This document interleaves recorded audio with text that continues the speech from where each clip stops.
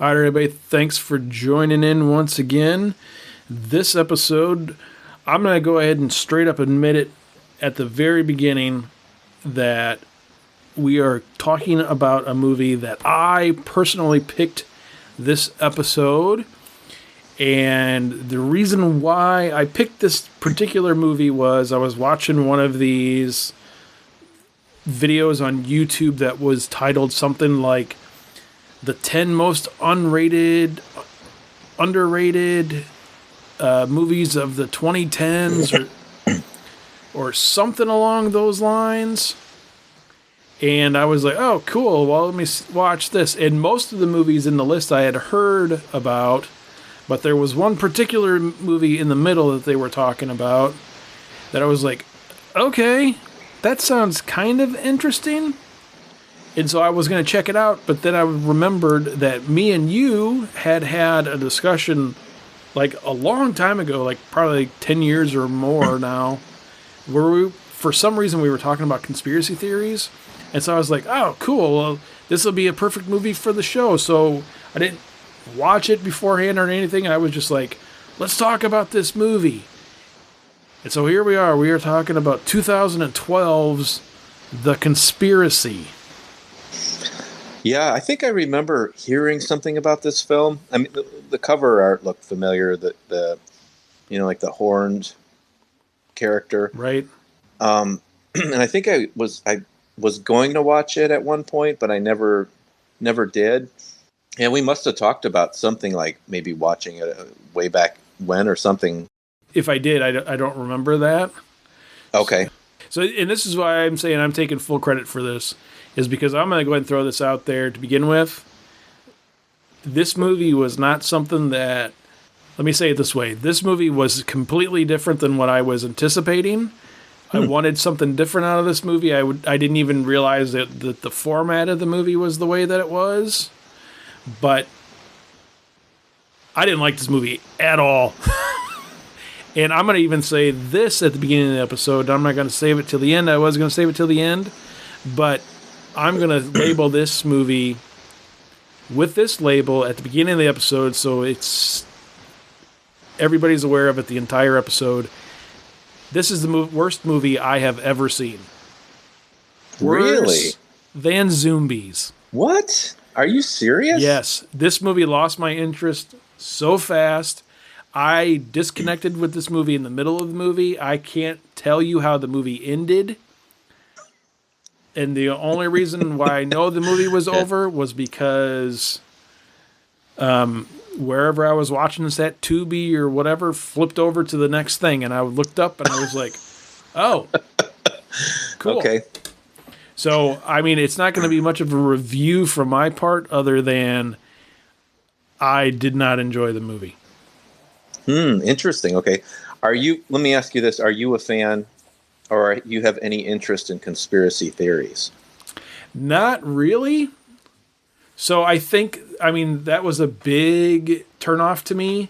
But the other thing, we've talked about similar things to this before, and this is one of the things I know, the way that I feel about the format of this movie is how you feel towards special effects when they're CGI, no matter how realistic they look. As soon as I saw that this was a documentary-styled movie, I was like, oh, yeah, it's a movie. I know it's a movie, so it's the way that it was portrayed. It had that Blair Witch feel from that aspect of it. The original Blair Witch Project. Right. That was trying to portray itself as a found footage type movie. And this movie wasn't one of those found footage type movies that you can tell, like, okay, this is totally a found footage type movie. Either one, because everything is so like fakey fake in it, or it's supposedly a found footage movie, but it looks like an actual movie. Like the movie that we talked about earlier in the year when we were talking about the Quarantine, that movie, where it's a found footage movie, but it's shot like a movie. Yeah. You know, Right. but this movie, yeah, that was one of the first things I was like, so this is a document. Yeah, okay, I'm done. And then I tried to pay attention probably for like, I think I was in it for about a good halfway through it. And then there was just a point where I was just, whatever I was reading on Facebook or whatever was more interesting. Okay, cool. Well, I totally get where you're coming from with that, because to be honest with you, I'm not a big fan of the whole mockumentary, or whatever you want to call them, like where it's like the fake documentary thing, the Blair Witch type style, where it's, people going out and interviewing people and all that stuff. I think I'm kind of burnt out on that format too, and I didn't know what to expect with this. Honestly, to be honest with you, I didn't know. I thought this was going to be more of like a true type of documentary, really digging into conspiracies. I didn't know it was going to be like a fictional movie. Mm-hmm. And then once I realized it was, I was like, oh, okay. So this is just a fake movie about this. Okay. And just to get started, I guess, probably 2012, around that time, I really started getting into conspiracies, and I was like, I just got into all of it. It was a weird time in my life. It was, I think I started with UFOs and aliens. For some reason, it was something that I never was interested in ever. I could care less about it. I just thought it was whatever. And then something clicked, and I got really interested in it. So I started reading about that all the time, and then that went into something else, and then that went into something else, and before you knew it, I was listening to conspiracy podcasts every day and reading books, and I was completely into it. The whole reading about this, the Illuminati and the secret societies and all that stuff. So everything I could get my hands on, I read, and I watched or read stuff online. And so everything that they talked about, I was pretty much, I was like, oh, okay, this is it's basically kind of like what, are you familiar with Alex Jones at all? I mean, I know who he is, yeah. Okay, so he's big time conspiracy guy, and he started back in the 90s, and he infiltrated it's called Bohemian Grove, and it actually turned out to be real, which was kind of creepy. But it was I guess every year in the redwood forest in California, all the big politicians and big money people like the Bush family and the CEOs of these big corporations and whatever, they all go and meet in this thing, and they have this weird ritual and all that, and it's all online. And I remember when I saw that stuff, I was like, wow, this is crazy, and it really got me into all this. And so I started reading about that, and that's basically what this is. It's just kind of like a fake version of what he did, probably, is sneak in there. So and in that sense, it was kind of interesting, but I can see what you're saying about the middle section of the film. All of a sudden, it was it kind of lost me a bit. When the one guy starts getting into it, and he's like, okay, well, I want to follow what, because they're doing this documentary on this guy who basically stands on the street corners with a megaphone screaming about conspiracies and all that. And then he disappears. So then the one guy decides to follow what that guy was looking into, and then they sneak into this secret society meeting. So I knew what they were going with it, and I think it was kind of a cool idea for a film, but it wasn't executed very well, and it did kind of lose me a bit, kind of like what you said. I want to say too that's probably around the time frame when me and you were talking about it. It was probably 2012 or so. And so when I heard what this movie was about, I was like, oh, I wonder if this would be a cool, because that's what I was thinking at first. I was like, oh, if this is a cool movie, then that'd be cool. It'd be something you would like. And I was like, cool, let's do that one. And then, but as soon as the documentary part of it started, I was like, oh, that's what this is. Because I was hoping for an actual movie. I mean, you could still do that same premise, but if it was an actual movie, I thought it would have been cooler. But I knew what the premise was. Basically, what you said was you have these guys making a movie about this other guy who believes in conspiracy theories, and then essentially what the movie is the conspiracy theories are real, and or at least I think that's what it was supposed to be. Because I didn't pay attention throughout the whole thing. I'm not sure if that's actually what happened, but yeah, for the most part, it was.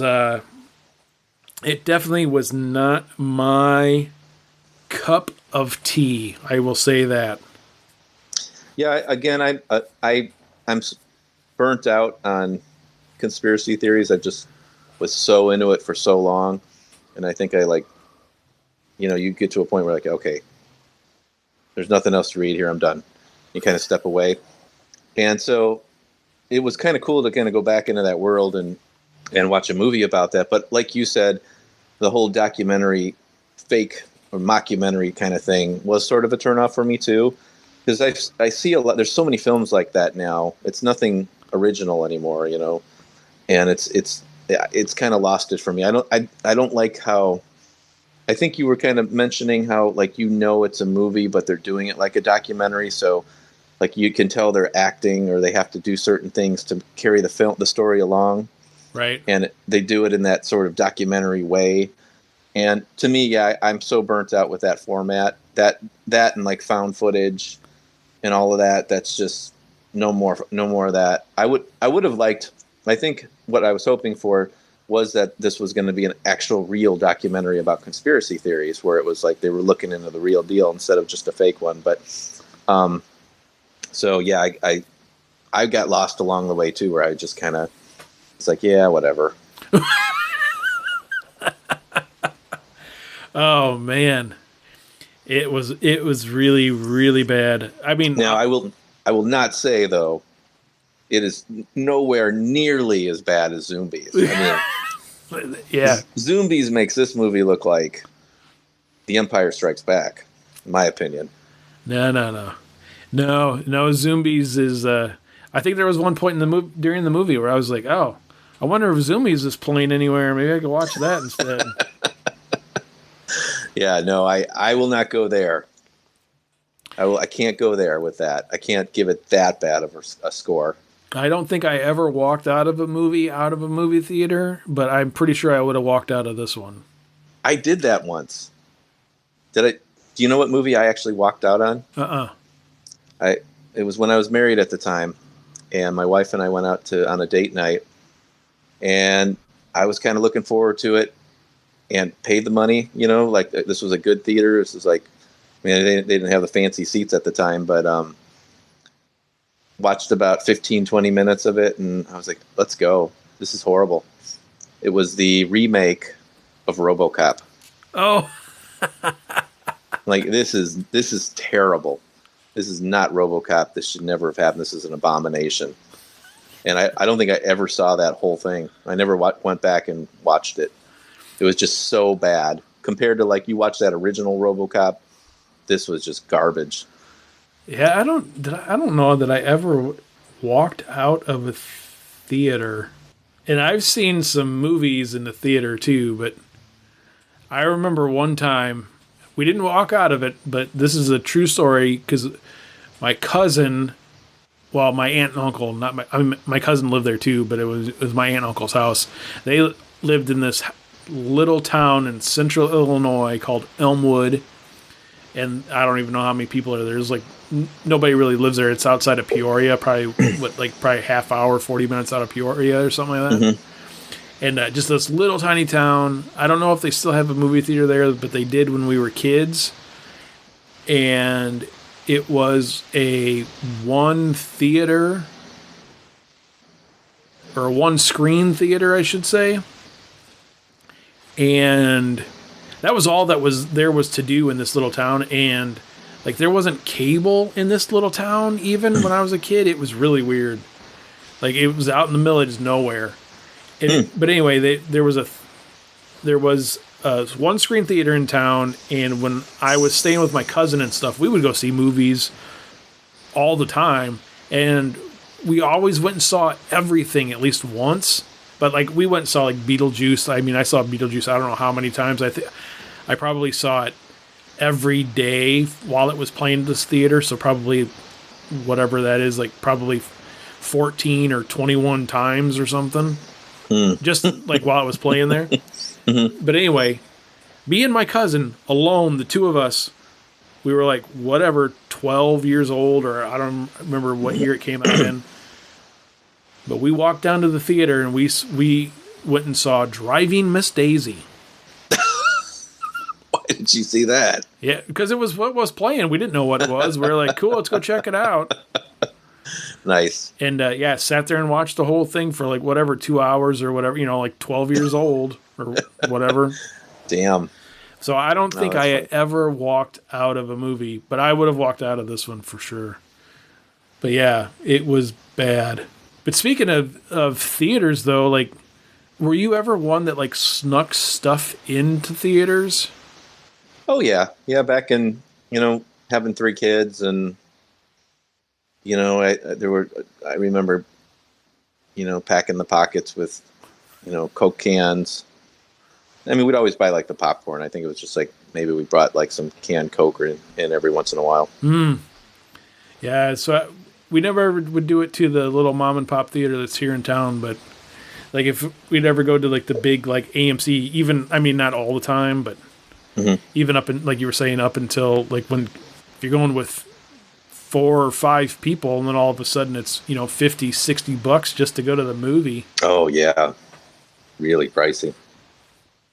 Which is, I don't know, if the movie theaters do survive the pandemic, I can't imagine that it's not going to, there's no way that they would still be able to charge the astronomical prices that they already are charging. I would have, maybe they'll keep them. I don't know.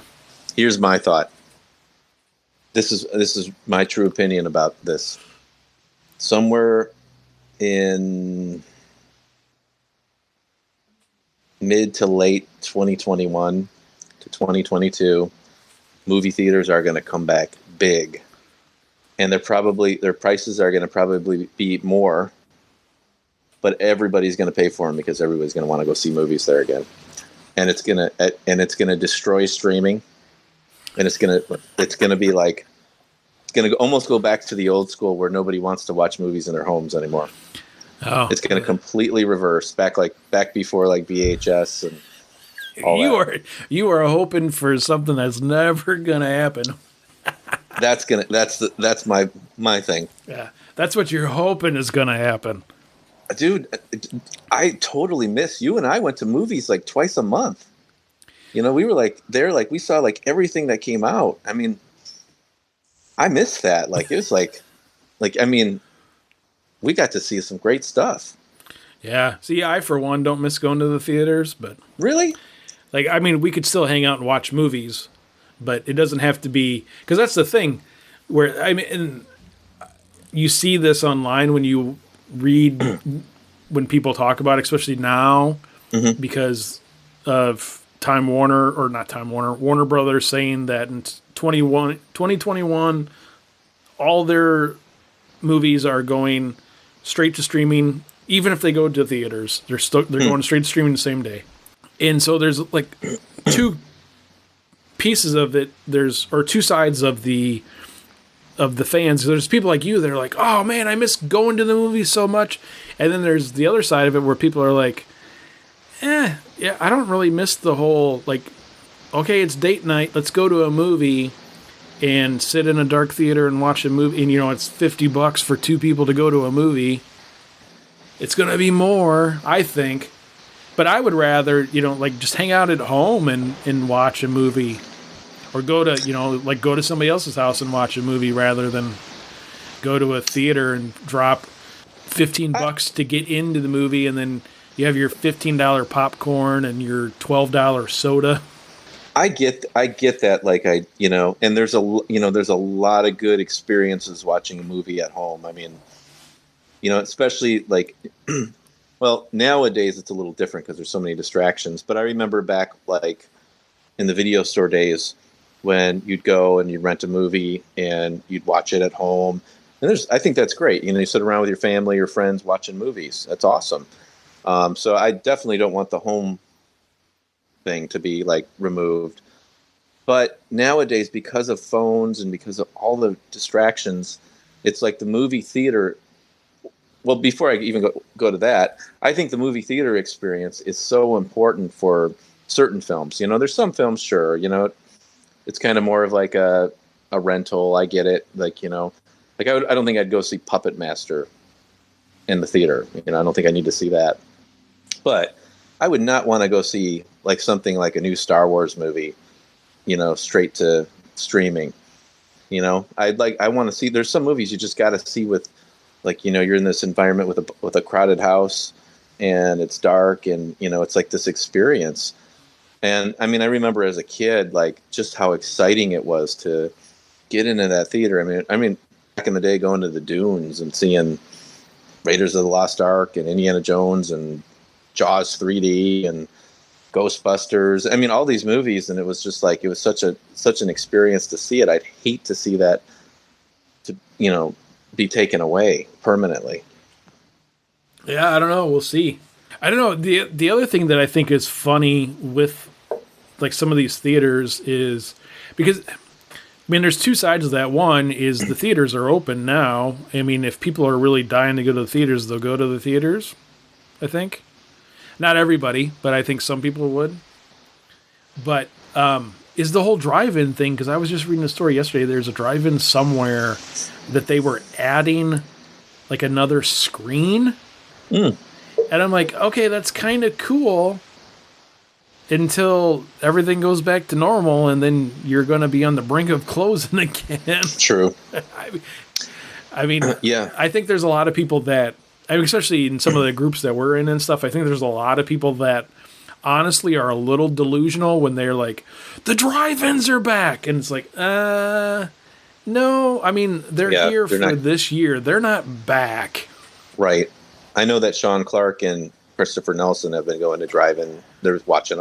They go like all the time now, but I don't think that's going to last. Yeah, right. I think it's going to. Have you been to the movie theater since the pandemic? No. I have been one time, and it was like basically me and my two boys and my oldest son's girlfriend, and I think there was maybe one or two other people in the theater. And that was the only time. Nope. But it was cool to see it. We went and saw The Dark Knight. Oh, see, that's especially like now. There's no way I would go to see something I've already seen either. Okay. But yeah, we went and saw that, and it was like a weeknight. It was right after work, and we all just met and just went and saw that one movie. And they really wanted to see it because my boys grew up with the Nolan Batman movies, and so I was like, yeah, sure, let's do it. And you know, it was just us basically in the whole thing, and it was like a ghost town in the theater, but it was kind of cool. I missed it. You know, it was a good experience in the sense that, you know, it reminded me back when I would take them to see those movies, because I took them to see all the Batmans and all the Spider-Man and all that stuff back then. Right. Yeah, no, we're renting out the theater here in town for Christmas. We're going to watch Die Hard, but we're renting it out. Really? Yeah. What, your family? Yeah, just the 5 of us. Oh, sweet. That's awesome. And we're just doing that more because we're friends with the people that are running the theater, so we're just doing that more with like, hey, here's a way for us to give back to you guys a little bit. Yeah, that's awesome. You think they'll do anything like that around Halloween next year? Oh, they do it all the time. But it has to be a movie that's playing. Oh, you can't like ask for an old school movie or anything? No, because of licensing and stuff. Well, Die Hard's old. Yeah, but it's being re-released to theaters this year. Okay. Yeah. Do you think, well, maybe next year then, maybe you and I could try to find a way to like, because I know you and I talked about trying to see like one of the original Friday the 13th films. Maybe we could rent it out. Yeah, it just has to be something that's released. Okay. But the other side of that is all of the restaurants and stuff that are currently open, but it's the same thing you were saying with the movie theaters and stuff. I was reading this thing the other day where this restaurant owner was talking about the area that they were in was under like for dine-in only. They were at 25% capacity or something. Mm-hmm. And the guy was like, it doesn't matter what the capacity is. He's like, you can say I can let 15 people in. You can say I can let 100 people in. He's like, when only 4 people show up for the whole night, it doesn't matter how many people I can let in if that's all that's going to come in here, you know?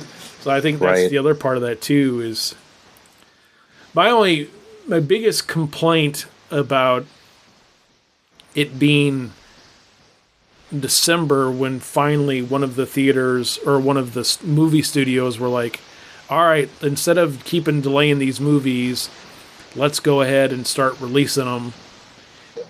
You know, I wish it wouldn't have taken 8-9 months for that to happen. I wish they would have started doing that in the summer when it was blatantly obvious that there was no end in sight to the situation that we were in. And then, you know, we would have seen, I mean, Halloween Kills, which I don't think we're really missing out on anything by not seeing that till next year. But, you know, I mean, all these other movies that would have been delayed, you know, because that's the other thing that's going to happen is like, let's say everything is open and everything does go back to normal and you can go to see the theater or you can go back to the theaters and stuff. Well, what's going to be playing? Nothing.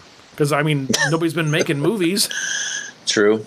You know, it's going to be the same thing now. And that's what I was saying before, too, like earlier in the summer when they were re-releasing all of these old movies and stuff. And, like, the theater here in town opened up and we were like, oh, they're playing... Like, what was one of the movies they played? I want to say, like, RoboCop played for, like, a week or something. Ooh, that'd be a cool one. Like, it was cool, but it was like, it's not worth dying for. Kind of a thing, you know? Right. You know, or, like, one of the movies was, like, Gremlins or Ghostbusters or something.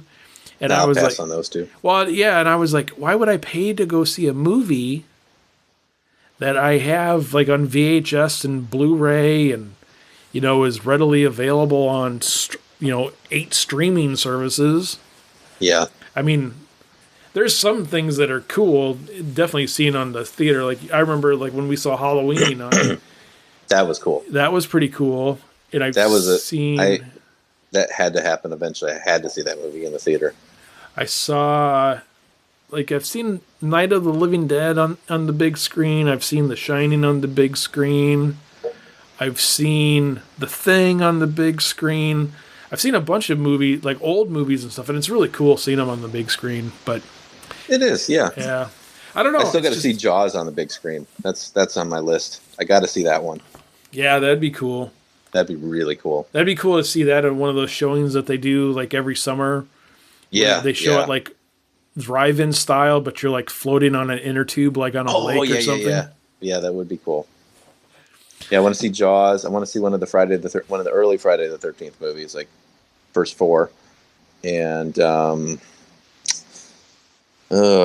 sure there's a whole list of things I'd like to see there. But I think I've seen the first Friday the 13th on this. Maybe I didn't. I think we were talking about we were going to go do that eventually, like next time. Maybe, yeah, because I don't know if they. Oh, I mean, they obviously didn't do it this year, but.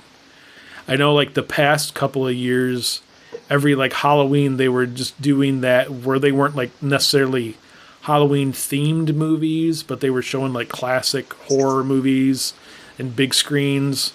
And I remember, like, one year, I think, we had talked about because it was, like, Friday the 13th and Friday the 13th Part 2 were playing. And then, like, the original Nightmare on Elm Street was playing. And then, like, The Exorcist or something. Oh, yeah, right. And I remember we were like, oh, that'd be cool to see A Nightmare on Elm Street or Friday the 13th, like one of the old Friday the 13ths. That would be cool. That would be really cool. So, but... I've only seen Jason Goes to Hell, which is the worst one, in the theater. That was my first experience in the theater with a Jason movie. And the remake, which I didn't mind at the time. Yeah, I didn't... Did I see the remake? I don't know if I saw the remake in the theaters.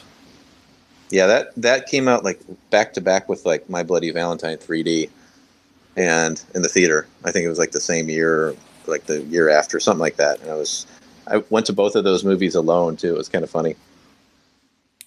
Oh yeah, that's the way I would have ended up seeing it back in those days. Yeah, that was kind of cool. But My Bloody Valentine 3D in the movie theater was really cool. I liked that quite a bit. Was the 3D like okay? 3D was fun. And the funny thing about that movie is the original is like one of my all time favorite guilty pleasure slasher movies. It's stupid as hell, but it's just there's some cool stuff in it, and there's a like whole background thing why I like it. And the idea that all these years later there's like a remake of it, and they do it in 3D, and it's like this cheesy slasher movie with Tom Atkins. It's like hell yeah!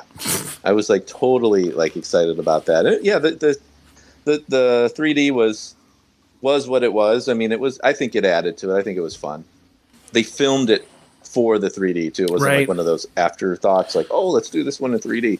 So it like was designed well with it. Yeah, worked well, because that came out like in the middle of that weird 3D boom of like the early 2000s when everything was 3D. Everything was 3D, and it didn't even matter because I remember like I think it was only a thing for like it seemed like it was only a thing for like 6 months, if even that long. But it seemed like even if the movie wasn't filmed in 3D.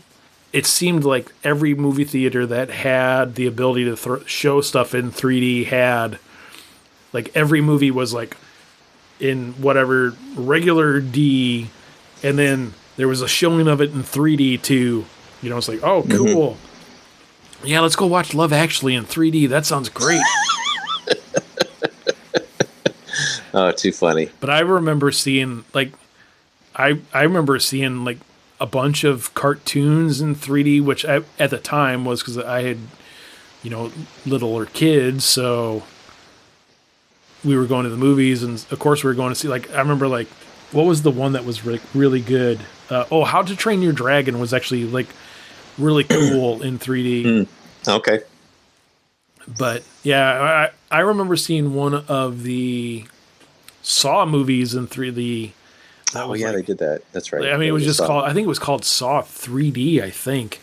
Yeah, you're right. But that one, I remember that one was like pretty cool because it was the same thing. It was like filmed for 3D, not like when I went and saw Star Wars Episode 1 in 3D. Oh yeah, that's right. They were going to do that. And yeah, because that was right before they made the announcement. Because they were like, yeah, starting this year, I think it was going to be like every year or every 6 months they were going to re-release a Star Wars movie, and if I remember right too, like part of the like ad campaign was the only thing that's been added to these is they've been edited for 3D. So like they were like basically saying like like Lucas didn't add a bunch more shit to it. Nice. But then funny. The first one came out, and I remember before going to see the movie, because I went by myself, the same as like what you just said. And I remember before going to see the movie saying to myself, George Lucas is not getting any more of my goddamn money for these freaking movies. And then they said that they were going to do all 6 of them, because at the time there was only 6 of them. And it was going to be, you had to see them in 3D. So then I was like, well, yeah, because I kind of still like weirdly like Episode 2. So I was like, well, I'm not going to just start with that one. So let me go see the first one, I guess, in 3D. And I went by myself. And I was like, oh, okay, well, there. I just saw Phantom Menace again in the damn theaters. And then I don't remember when it was. It wasn't that long after that. Then they were like, Disney's buying Lucasfilm. And then I was like, oh, cool. I wonder if they're going to keep doing the 3D. And like that was the first thing they said was like, the 3D thing is dead. And I'm like, damn it. That's too funny. Because I think it was like, if I remember, I could be not remembering this quite correctly, but if I remember right, they were like, Disney's buying Lucasfilm for $4 trillion, bazillion, gazillion dollars or whatever it was. And then it was like the next day they were like, we're going to make more Star Wars movies. Right. Or it was probably the same sentence knowing Disney. They were like, hey, we bought you guys for $4 billion? Wasn't that what the deal was? Some ridiculous amount of money. Yeah. But I'm sure that's what it was. As soon as they signed the check, anyway, we're making more. Don't worry about it. So, yeah. We got to score this movie. Well, I'll tell you what. How about we do this instead? Well, we can score it, I guess. That's fine. I'm going to go ahead and give it a giant thumbs down. Really? Okay. All right. Man. Okay, well, I'm not. I don't think I can go there. I think I'm going to give it a thumbs up. I mean, it's not a major thumbs up, but like it's not like a terrible movie in my opinion. I'm surprised you hated it this much. It's if you're into conspiracy stuff, it's averagely, relatively, slightly interesting, and it may carry your interest a bit, but again, it's not a great film. But I don't think I can give it a total thumbs down like that. So you're just not going to give it a thumbs. You're not giving it a thumbs down. Like That's your rating. I'm giving it a slightly good thumbs up. Like a it's a I wouldn't even call it a beer and popcorn movie. It's like a Sunday afternoon. Got nothing to do. It's raining outside. You're in quarantine. You've watched everything you like already. You've gotten all your work done. Oh, this one's here. I might as well just toss it in and watch it. And probably not going to be that great, but it's probably going to be better than watching Zombies 10.